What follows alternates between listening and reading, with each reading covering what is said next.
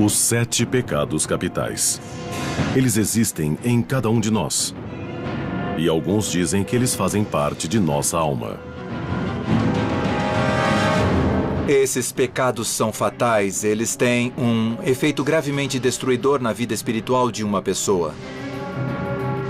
Luxúria, inveja, gula, preguiça, avareza, ira e soberba.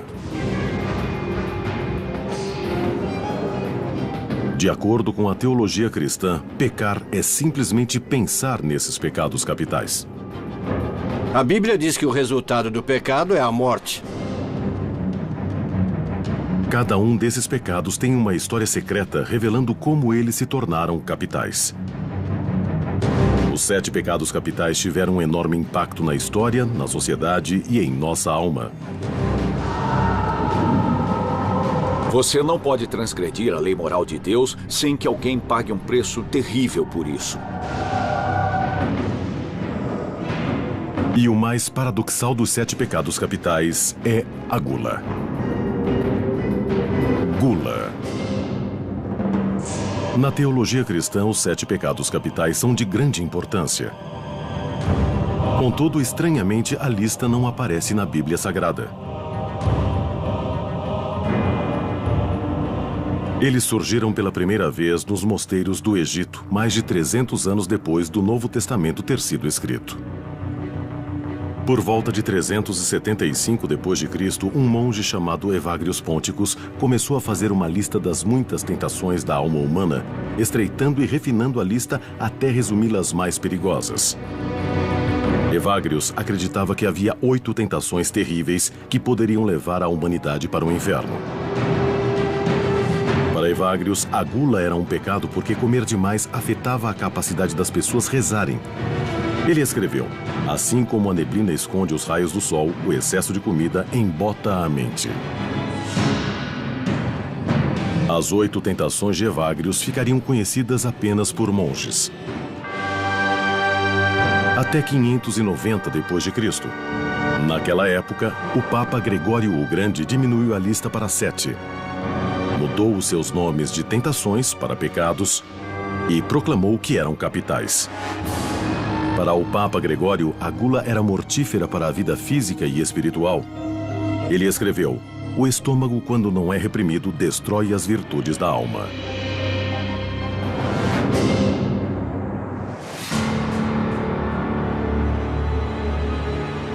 A gula é uma obsessão distorcida. Uma obsessão pervertida em que a comida é o objeto do nosso prazer. De pessoas que vivem para comer em vez de comer para viver. As origens do pecado da gula remontam a bem antes da tradição cristã.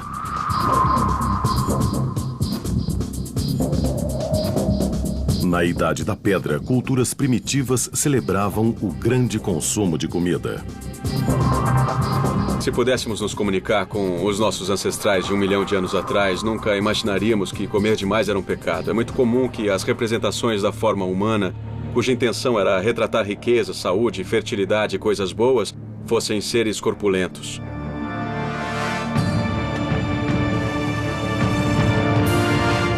O pecado da gula nasceu na tradição greco-romana dos vícios e virtudes.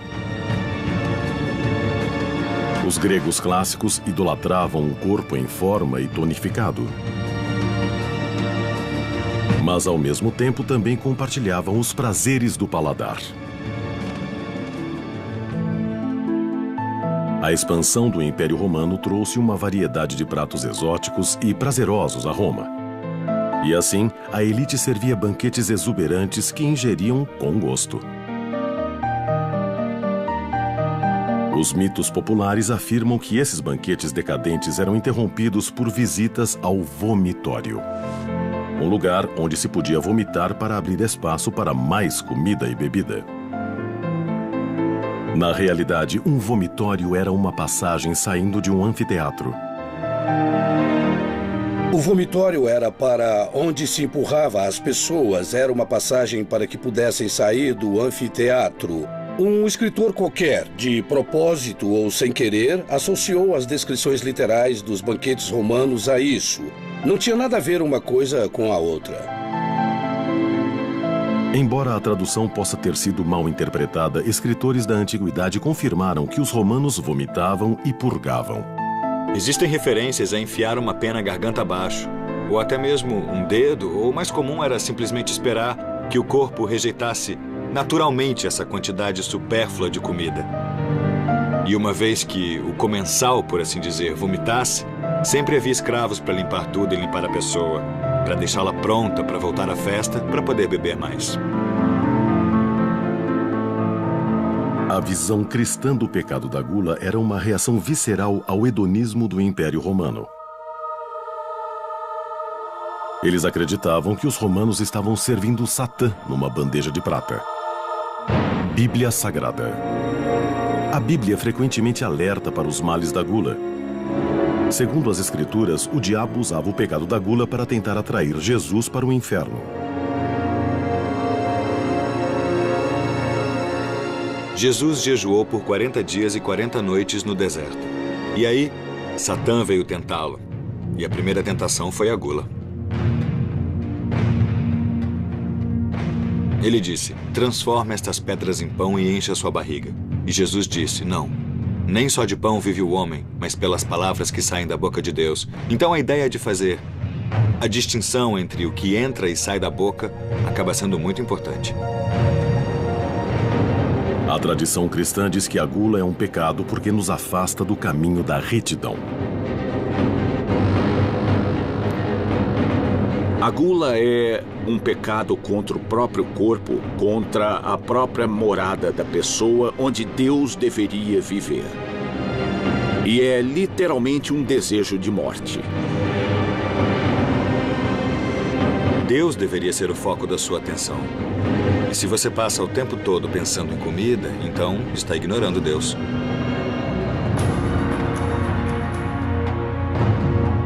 Os fiéis acreditavam que os pecadores gulosos receberiam a sobremesa que mereciam no outro mundo.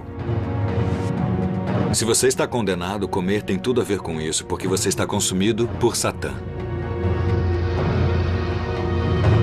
Entre pela boca no inferno e assim você acaba nas entranhas de Satã. No século V d.C., o filósofo e teólogo Santo Agostinho pregava a abstinência em todas as suas formas. E, de fato, Agostinho acreditava que apenas gostar de comida era uma ofensa contra Deus. Se você considerar essa visão de Agostinho, de que desfrutar o prazer da comida é intrinsecamente pecaminoso, então é quase como se Deus tivesse criado uma situação em que você é obrigado a pecar. Você não consegue evitar, porque é praticamente impossível não ter o prazer de comer.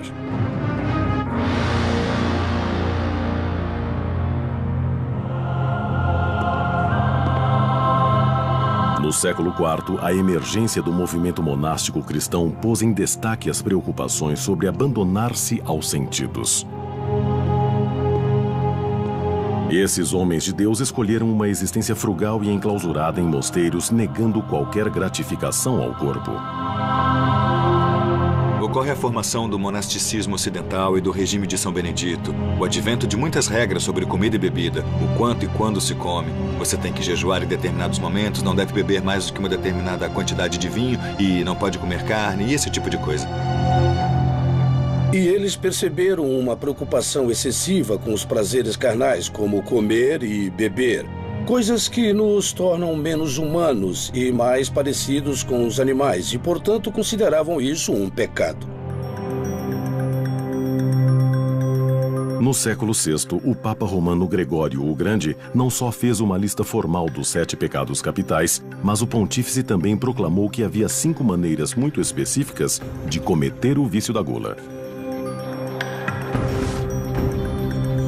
Comer demais, a forma de gula que mais conhecemos. A gula, nesse sentido, equivalia a roubar dos pobres e famintos. Comer fora de hora também era um ato de gula. Havia horários certos para comer e você não deveria fazer lanches. Também era considerado pecado querer que sua comida fosse preparada de uma maneira muito particular, muito precisa ou exigente, querer que sua comida estivesse daquele jeitinho.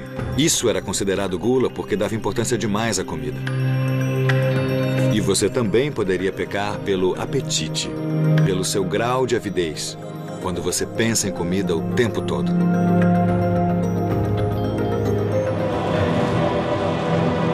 Em 1320 d.C., o escritor Dante Alighieri dramatizou os horrores que esperavam os pecadores em seu poema épico A Divina Comédia.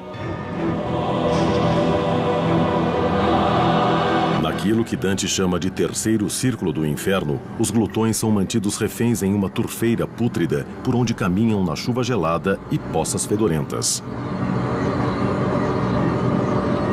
Cérbero, um cachorro de 3 cabeças, vigia os pecadores que uivam como cães enjaulados.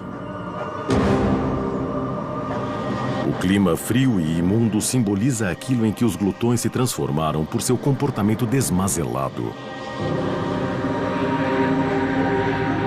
Os gulosos são punidos nas regiões superiores do inferno.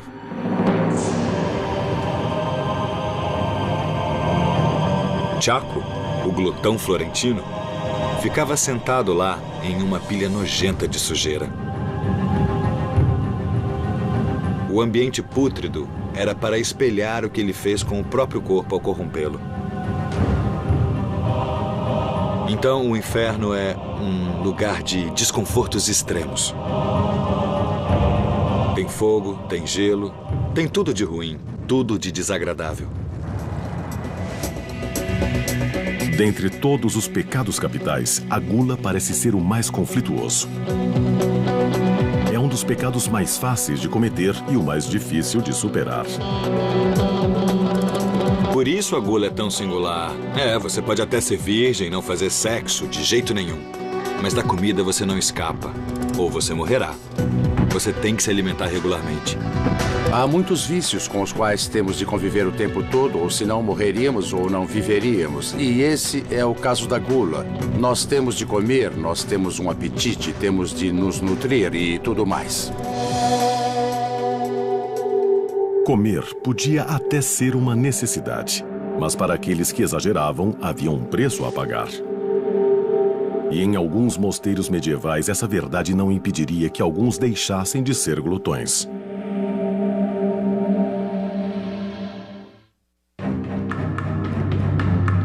Por séculos, os 7 pecados capitais foram a base da ética cristã. E alguns dizem que o pecado mais difícil para evitar é a gula. Na Idade Média, as ordens de monges tinham regras severas para comer e beber. Enquanto alguns monges temiam cair nas garras de Satã, outros encontravam meios de se empanturrar sem culpa. As regras diziam o seguinte: não era permitido comer nem beber em excesso dentro do mosteiro. Na Idade Média, muitos dos mosteiros tinham um cômodo especial. Era chamado de misericordium, que significa misericórdia. E eles diziam: este cômodo aqui não faz parte do mosteiro. É como uma embaixada do mundo exterior. Então, você passava pela porta e de repente não estava mais no mosteiro. Os monges se apinhavam lá dentro e se empanturravam de comida e bebida. Tomás de Aquino, um frei do século XIII, alertou sobre o perigo de sucumbir ao pecado da gula. Ele acreditava que o pecado era um convite a outros vícios, especialmente a luxúria, a ira e a preguiça. Ele era o portal para os outros pecados. Todos estão interligados e quando você peca de um jeito, é mais do que provável que vá pecar de outro. Por causa de seu desejo descontrolado por comida e bebida, você pode se iniciar em toda uma série de atividades pecaminosas como roubar ou mentir. Quando eu era bem novo, eu costumava roubar dinheiro da bolsa da minha mãe para poder sair e comprar barras de chocolate, que eu simplesmente amava. E esse, com certeza, é um bom exemplo de como a gula me levou a ser um ladrãozinho. A lenda medieval de João de Beverly demonstra bem a teoria de Tomás de Aquino sobre o perigo do pecado da gula. A história conta que um homem fez um acordo com o demônio que o obrigou a escolher entre 3 pecados: a gula, o estupro e o assassinato. Pensando que seria o pecado menos ofensivo, o homem escolheu a gula na forma de bebedeira.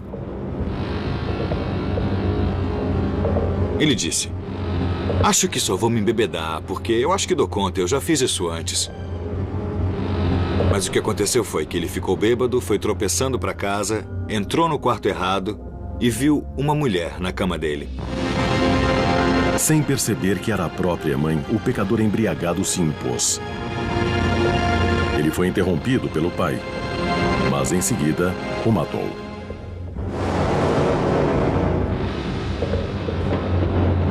Ao escolher um pecado menor, a gula, ele cometeu incesto, estupro e assassinato.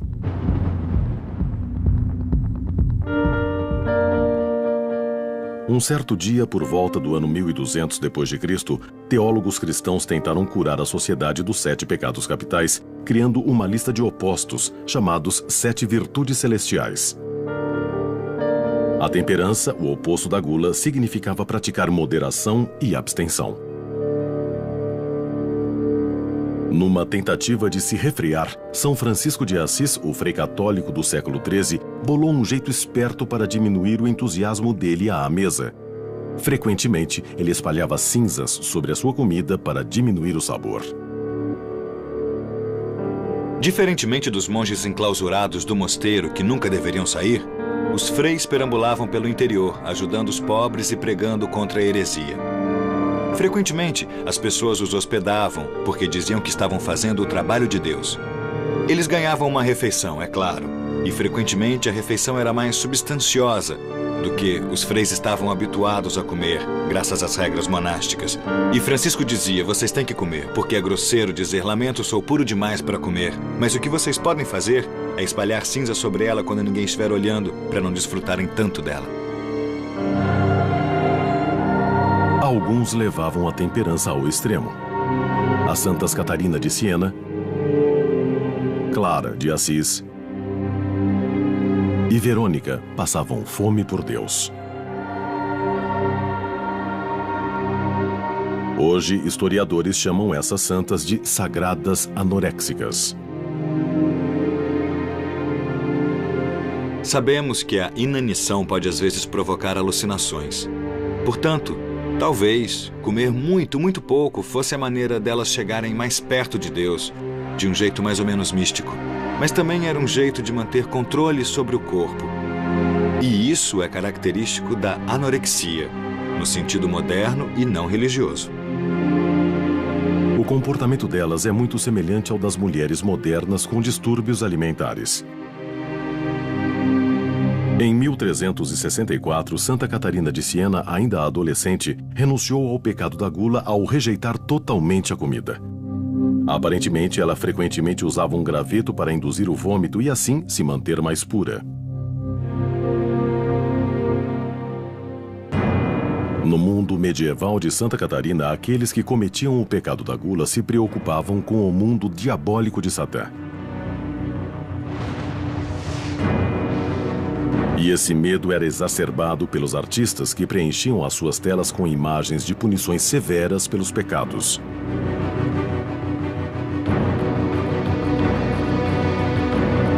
A pintura italiana O Julgamento Final do século XV mostra glutões nus sentados à volta de uma mesa de jantar do inferno. Atrás deles, demônios impedem os pecadores encarnados de comer. A ideia por trás das estátuas, pinturas e tudo mais dentro de uma igreja é fornecer um corolário visual ou apoio para o que está sendo lido no púlpito. E o padre está dizendo: não sejam gulosos, é muito ruim, vocês vão arder no inferno. E se olharem para as imagens dirão: aquele cara parece infeliz, o corpo dele não é lá muito saudável, melhor evitar isso.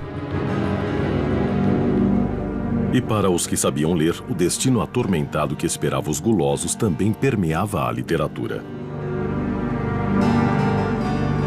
Centenas de obras religiosas oferecem uma leitura parecida com um livro moderno de autoajuda. Uma maneira pela qual esses autores medievais tentavam nos fazer exercer o autocontrole era retratando o glutão de uma maneira tão negativa que, se eu estivesse para glutonizar, se é que posso cunhar um verbo, Isso vai evocar essa imagem literal e então funcionará para inibir o meu comportamento glutão. Enquanto a cristandade condenava a gula, o judaísmo não reconhecia o pecado formalmente.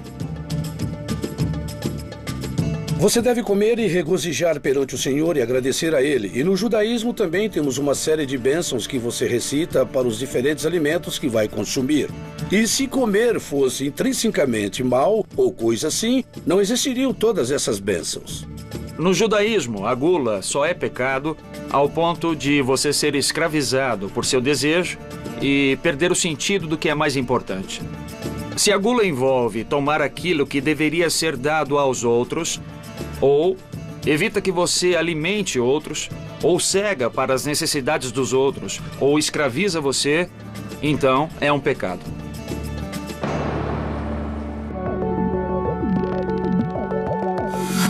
Quer a gula fosse ou não um pecado, antigos escritos judaicos, tais como o livro de Judite, alertavam que ao beber e comer você podia ficar encrencado.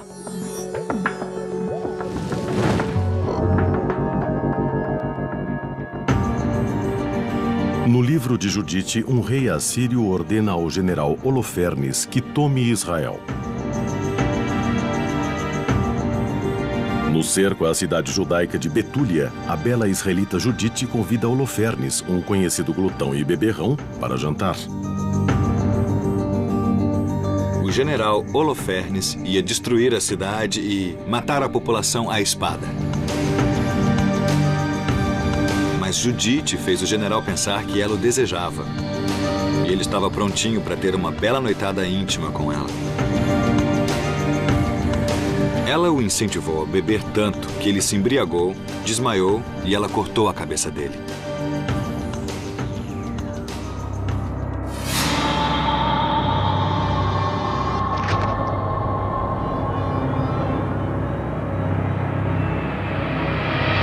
Desse jeito, Judite salvou seu povo e sua cidade.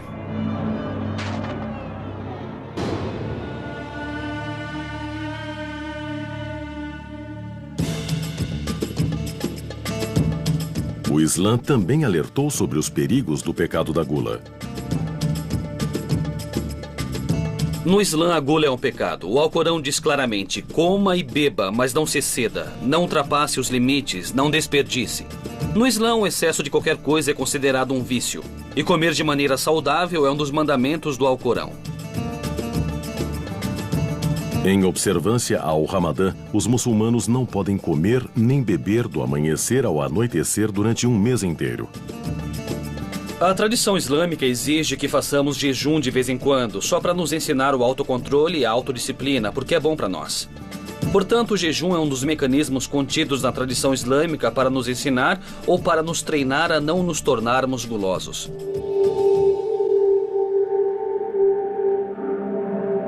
Os cristãos também praticam o jejum e as orações como penitência pelo pecado da gula. A época da Quaresma celebra os 40 dias que Jesus jejuou no deserto. E para acompanhar a natureza paradoxal da gula, alguns cristãos celebram a chegada da Quaresma com o Carnaval, um festival de comilança e bebedeira que dura 3 dias. Será um longo período de jejum e de penitência e nenhuma diversão mesmo, e isso até a Páscoa. Então, parece ter havido uma realização por parte das autoridades eclesiásticas de que era preciso deixar as pessoas porem tudo para fora. Nós gostamos de nos soltar de vez em quando, e quando as pessoas são proibidas de fazer esse tipo de coisas, elas ficam muito infelizes e rápido. No século XVI, quando a reforma protestante se espalhou pela Europa, a Quaresma era considerada uma instituição católica romana e foi usada como alvo. Os protestantes acharam útil politicamente fazer pouco das festividades gastronômicas do Carnaval e o fato de que não é um feriado cristão oficial. Você não acha nada na Bíblia protestante sobre o Carnaval e a Quaresma e coisas assim. Os reformistas se livraram disso porque também eram épocas de celebração e banquetes com muita comida e bebida e aqueles comportamentos que rolam quando você bebe demais. Por séculos, grande parte da vida no oeste europeu era governada pela doutrina cristã. Mas com o advento da Renascença, uma aristocracia decadente anunciaria uma evolução no pecado da gula.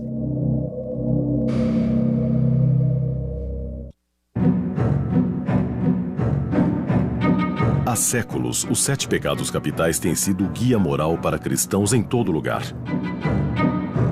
Através da instituição de jejuns religiosos e proibição de alimentos, a Igreja medieval tentou controlar o pecado da gula.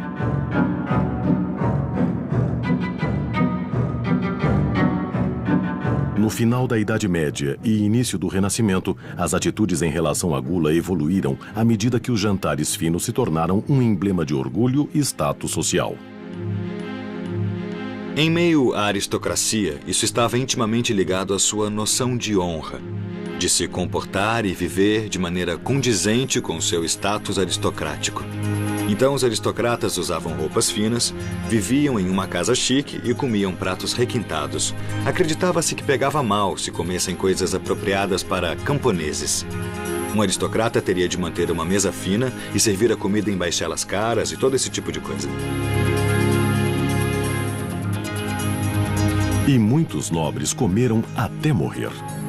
Quando o rei João da Inglaterra morreu em 1214, foi escrito: a sua doença foi piorada por sua gula perniciosa. Em 1438, Eduardo IV morreu de causa desconhecida, mas a culpa foi colocada na gula. Eu acho que foi por ter uma dieta ruim. A realeza gostava de viver como a realeza e gostavam de consumir comidas e bebidas finas, mas isso frequentemente excluía os alimentos que hoje sabemos ser muito mais saudáveis. A Igreja Católica instituiu uma série de tabus dietéticos, incluindo uma lei religiosa proibindo comer carne às sextas-feiras. Contudo, as classes mais altas sempre encontraram um jeitinho de burlar as regras religiosas. Nos círculos aristocráticos, virou moda empregar chefes, que preparavam a comida de um jeito tão artístico que dificilmente parecia o que era. Digamos, por exemplo, que fosse a época da quaresma, você não podia comer carne, deveria comer peixe. Então, o duque de alguma coisa trazia um rosbife enorme e os comensais diziam: "Santo Deus, como pode nos servir isso?" Ao que ele respondia: "Experimentem, isto é feito de peixe."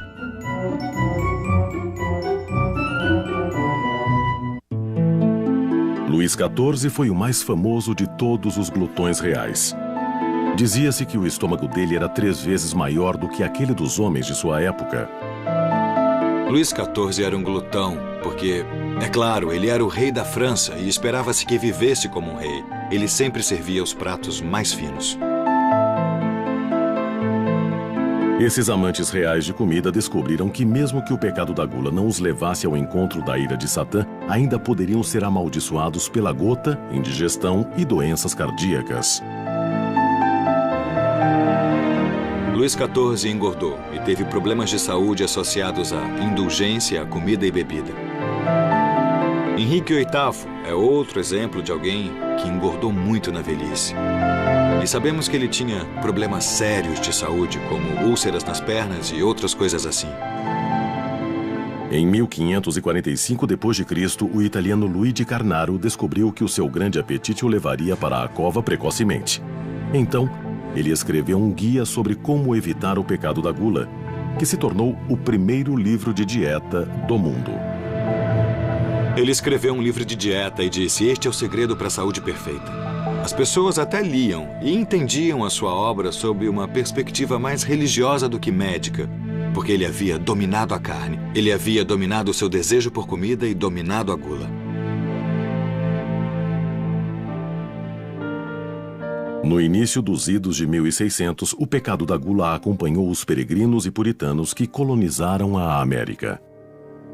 Colônias foram formadas em Plymouth e na Baía de Massachusetts, e um grupo de imigrantes puritanos estava determinado a derrubar a Capela de Satã no Novo Mundo. O puritanismo americano foi baseado no protestantismo radical europeu. E um dos elementos mais característicos daquele tipo de cristandade era esse ódio quase visceral do catolicismo romano. E eles estavam indo para a América estabelecer o reino de Deus na terra, reformado, aperfeiçoado e purgado de todos aqueles excessos católicos romanos. E na busca dessa nova forma de cristianismo, os puritanos lançaram uma guerra contra o Natal. Eles acreditavam que as festividades resultavam em gula. Eles influenciaram o Tribunal Geral de Massachusetts e em 1659 o feriado foi banido. Os infratores eram multados em 5 shillings. E até 1681, o Natal continuou a ser ilegal em Massachusetts. Os primeiros puritanos fizeram o que podiam para descobrir tudo sobre a igreja e ver o que era permitido pela Bíblia, e tentaram viver assim. E não havia registros de que o Natal fosse comemorado pela igreja, então eles também não comemoravam.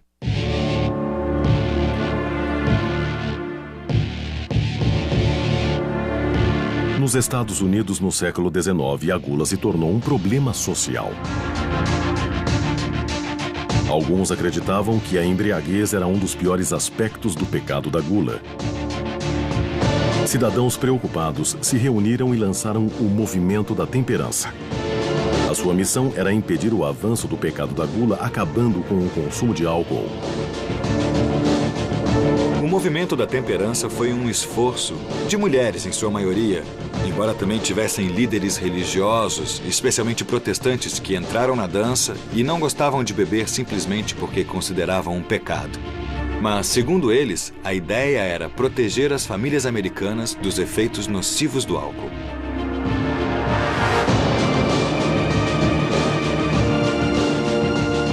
O Movimento da Temperança ajudou a criação da Lei Seca, que tornou o consumo de álcool ilegal de 1920 a 1933. Aquilo que começou como um movimento religioso contra o pecado da gula mais de 100 anos antes, culminou na 18ª emenda da Constituição norte-americana. Havia essa união perfeita de líderes religiosos, esposas iradas e um governo que queria mais dedicação e produtividade dos trabalhadores em geral. Se você se livra da bebida, pode realizar todas essas coisas. Esse foi o Movimento da Temperança e essa foi a Lei Seca. A Lei Seca não foi capaz de impedir a gula e a embriaguez. Olhem aqui. Quando Jesus Cristo foi crucificado nesta cruz, vocês todos perderam. Alguns acreditavam que o pecado da gula tinha um mestre satânico mais poderoso, e eles acreditavam que alguns gulosos estavam possuídos pelo demônio. Saia! Saia!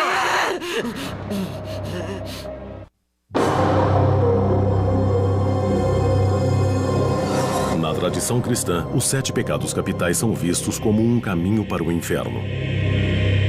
Então, se não formos cuidadosos, um ato tão simples quanto comer se torna o pecado da gula.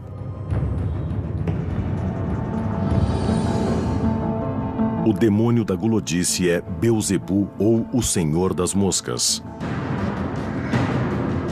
Alguns cristãos consideravam o demônio incorporado nas moscas como o responsável por fazer as pessoas se tornarem gulosas.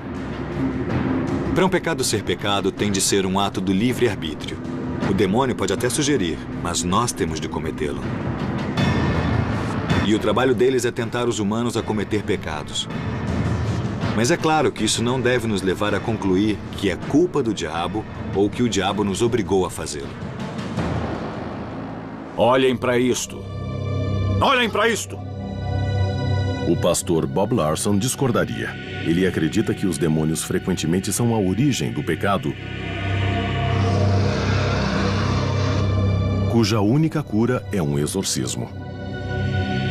O pastor que é exorcista afirma ter poderes especiais para purgar as vítimas que ele afirma estarem possuídas por demônios.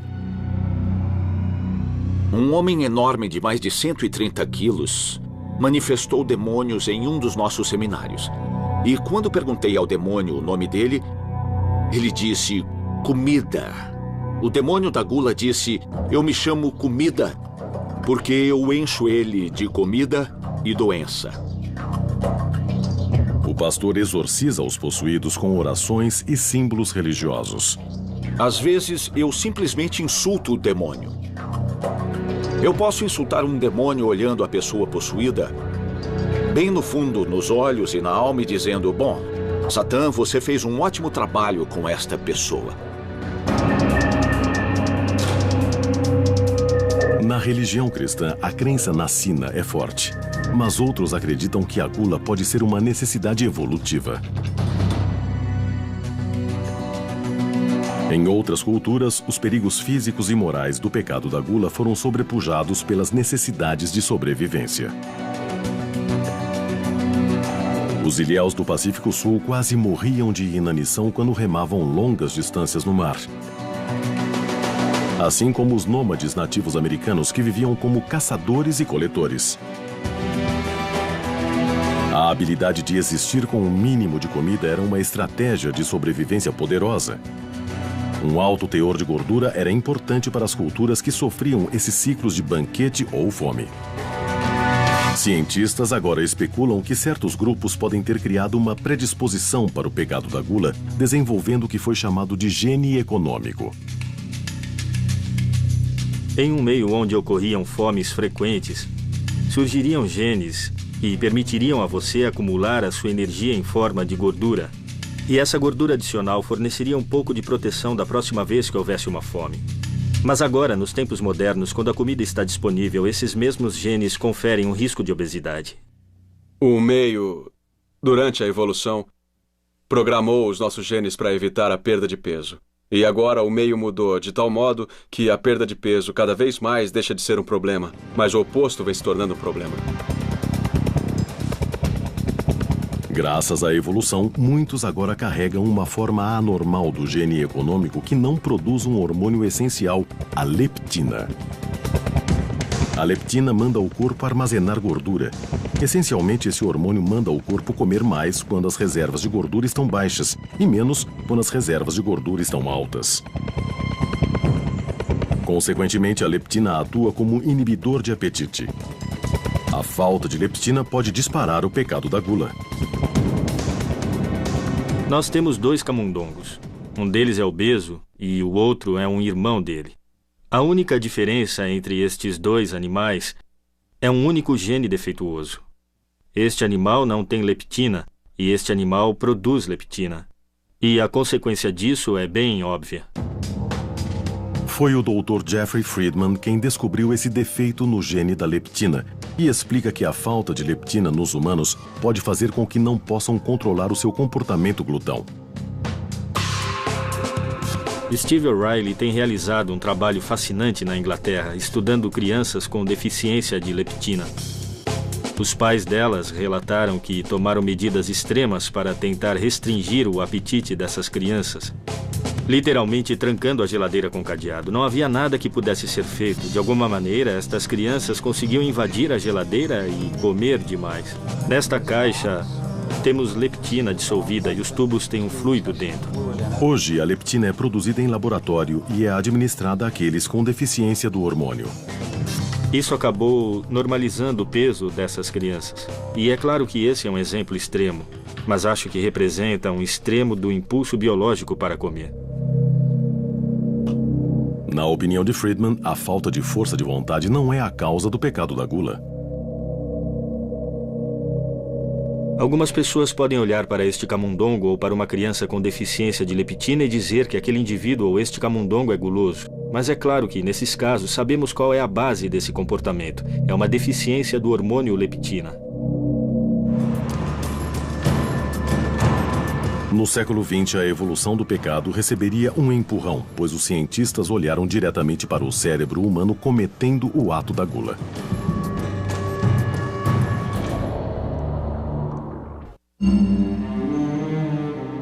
Os 7 pecados capitais têm sido um padrão de moralidade para os cristãos há mais de 1000 anos. Essa lista de 7 itens foi criada para alertar os fiéis de que até mesmo o instinto mais básico de comer pode levar ao pecado capital da gula. O século XX anunciou uma mudança na percepção da gula.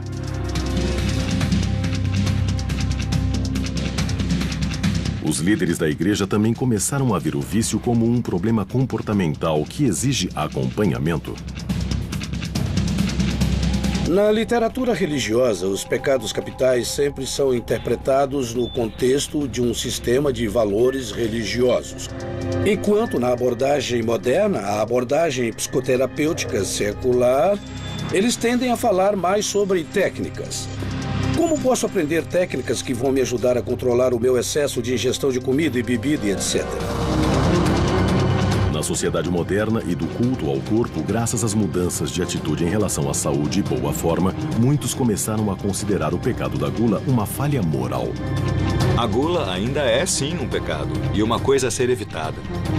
E existe uma ênfase maior na ideia de cuidado com o corpo. A ideia de que o seu corpo foi dado a você por Deus. E quando você come e bebe demais, você arruína a sua boa saúde.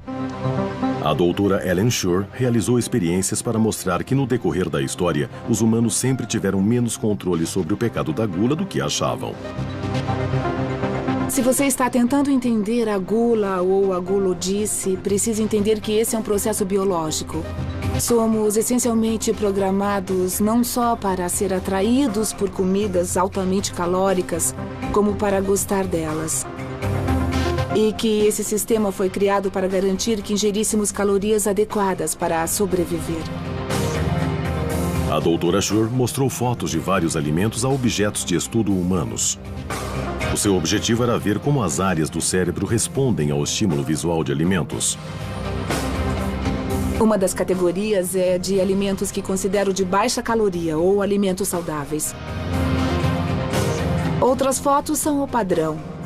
Alimentos altamente calóricos, que são as sobremesas e também os doces. As experiências revelaram que a reação a certos alimentos é forte, poderosa e automática. O que nós acabamos descobrindo é que o cérebro responde mais às fotos de pratos altamente calóricos do que aos pratos de baixa caloria. Em certo sentido, o que estamos fazendo é lançar o instinto biológico contra o instinto cognitivo mais alto. E a questão é esta: qual deles vence? Para alguns, a secular tradição de reprimir o desejo pelos melhores pratos e vinhos está morrendo. Em nossa sociedade, alguns abraçaram o desejo por alimentos altamente calóricos. Hoje, o gourmet é considerado uma pessoa refinada. Temos chefes famosos e achamos que as pessoas que apreciam comidas finamente preparadas, raras ou caras, têm um apetite sofisticado. E essas pessoas devem ser imitadas. Então, Gregório diria, não, isso aí é gula.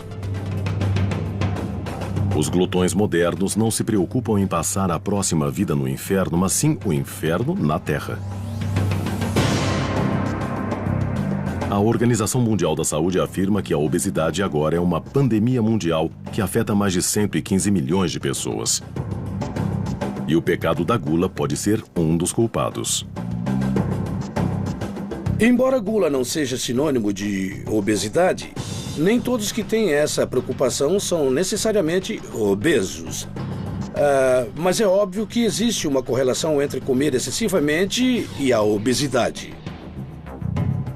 Ironicamente, essas mesmas organizações globais apontam para o oposto da gula, a fome. Enquanto 115 milhões engordam, 2 bilhões enfrentam a inanição. Muitos de nós vivem no contexto da gula. Ela nos cerca, não só através da possibilidade de comer o que quisermos em qualquer quantidade, mas estamos vendo claramente o resultado de viver tão bem, bem demais, em um mundo onde existem tantos outros empobrecidos. Embora a gula ainda seja um dos 7 pecados capitais, a nossa sociedade ainda vive um grande conflito em relação aos prazeres do paladar. Contudo, uma coisa parece bem clara: a gula sempre será uma tentação para a humanidade, quer venha das entranhas do inferno ou das profundezas do nosso próprio DNA.